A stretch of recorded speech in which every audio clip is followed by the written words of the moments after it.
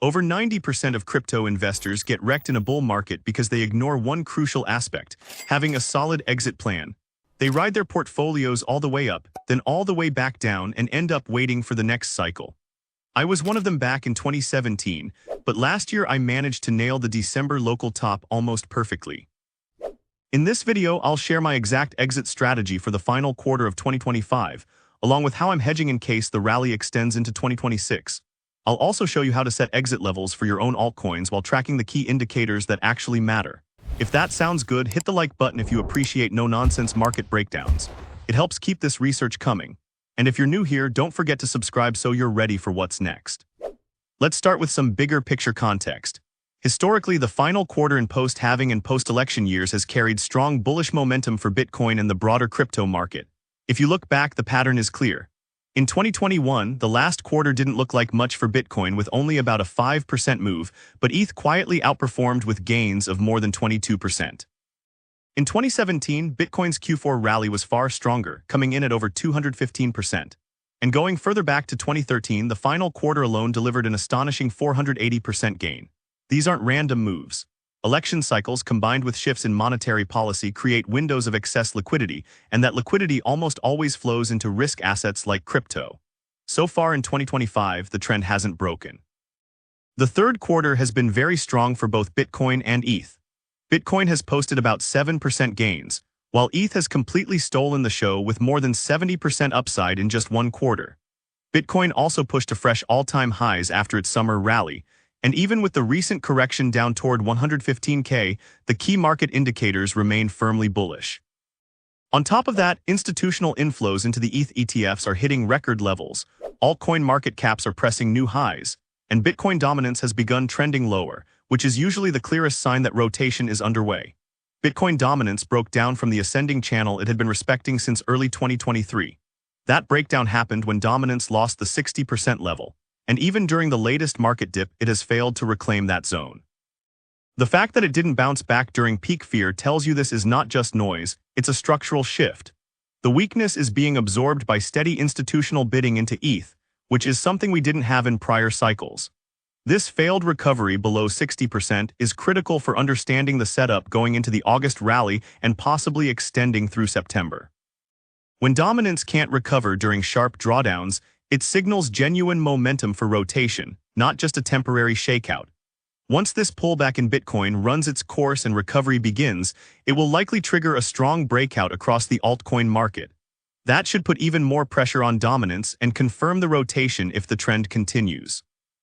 The bigger reversal zone sits near 41%, but the 47% level is now within reach if this momentum keeps up. Add in the macro picture with the Fed preparing for an expected rate cut and the tailwinds line up in favor of risk assets. Historically, those cuts have fueled liquidity waves that allow year-end rallies to really stick. Beyond the charts, on-chain data is also backing this move. Stablecoin inflows remain steady, exchange balances for both Bitcoin and ETH are at multi-year lows, and the Coinbase Premium Index shows spot demand from US buyers is still ramping up. Even the ETH-BTC ratio is holding key support levels despite the weekend dip. Taken together, the signals suggest selling pressure is muted, demand is strong, and the broader setup for Q4 is one of resilience and rotation. So how am I approaching Q4 exit? My regular viewers know I've been steady with my perspective throughout. I don't believe the traditional 4-year cycle will hold this time.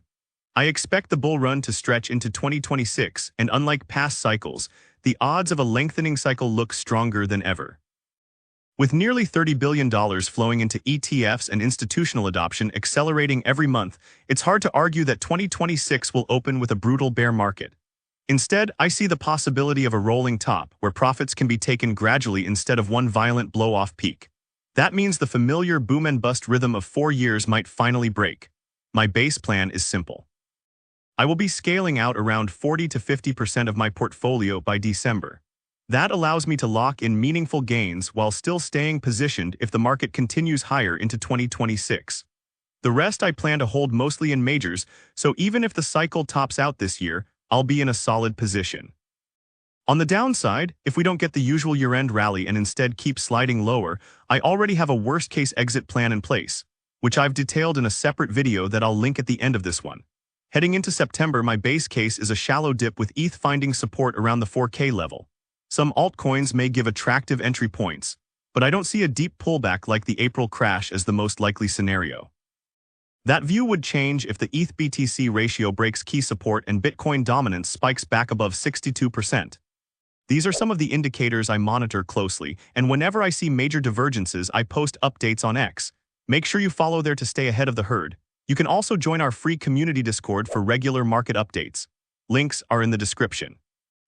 Now let's get into the exit strategy that I've found most effective for scaling out of positions in a disciplined way, without letting emotions take over.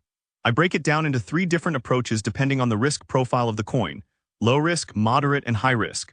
I've also adjusted my regular framework slightly because I still see upside potential carrying into 2026.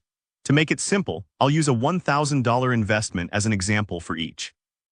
For the low-risk strategy, once an altcoin gains 50% and the position grows to $1,500, I pull out 75% of the stack and rotate it evenly into Bitcoin and ETH. The remaining 25% stays in the trade to keep running.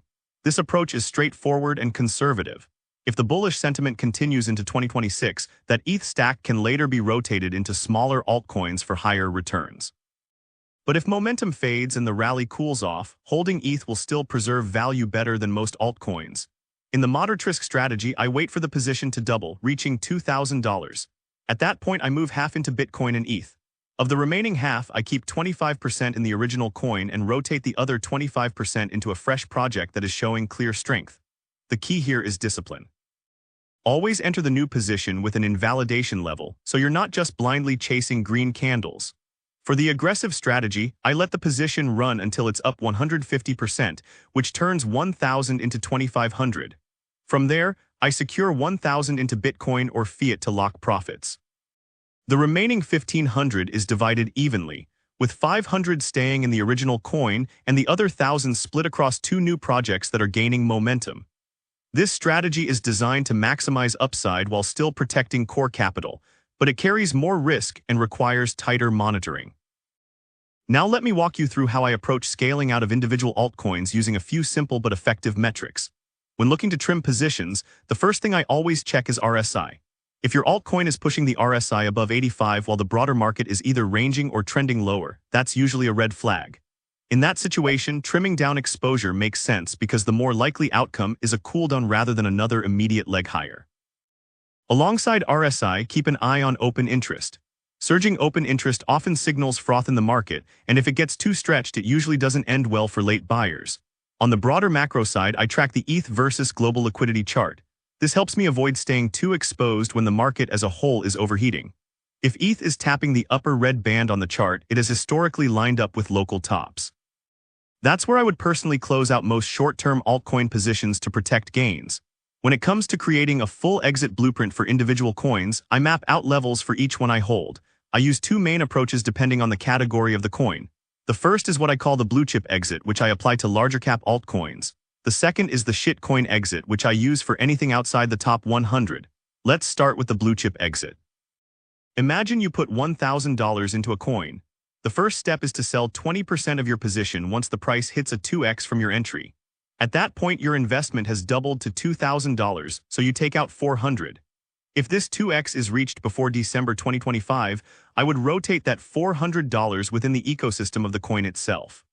For example, if you exit a portion of your SUI position, you could put that amount into one of the strongest beta plays within the SUI ecosystem. The next step is to sell another 20% if the price does 3x from your entry. I would split that rotation, putting half into the ecosystem and the other half into Bitcoin.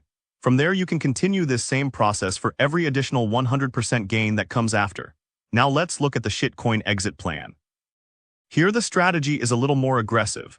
I sell 30% of my position when the price hits a 2x gain, and I split that equally between Bitcoin and ETH. I hold the remaining position until the coin reaches 3x, and then I exit 50% of what's left again into Bitcoin and ETH. From that point onward, I sell 50% of the remaining position at every additional 100% increase. Another option, if you want more protection, is to set a trailing stop somewhere between 20 to 25%, so that even if the parabolic phase suddenly fails, you're still locking in meaningful gains. Each approach balances risk and reward in its own way, and I use them depending on how aggressive I want to be at any given time. My larger altcoin positions are ones I intend to hold through the cycle, but these exit strategies are mainly for shorter-term trades where discipline really matters. None of this works without strict execution. The reality is most trench warriors lose money not because they never had a plan, but because they failed to follow one. If you're already in profit, stick to your blueprint regardless of what emotions or outside voices are telling you. If you're still underwater or just sitting near break-even, then holding strong until the final quarter could turn out to be the best move. There's no single formula for exits that applies to everyone. The key is to curate a system that fits your goals and your tolerance for risk. Use these blueprints as a starting point, then adjust and refine them for your own situation. Without a plan, most traders end up handing back their gains. With one, you give yourself a real chance to keep what you've earned. I'd like to hear how you're approaching it. Are you planning to take some profits off the table in the final quarter, or do you have a different strategy in mind? Drop your thoughts in the comments. I always enjoy going through different perspectives. Hopefully this breakdown helps you capture profits during the next leg up. Thanks for watching, and I'll see you in the next one.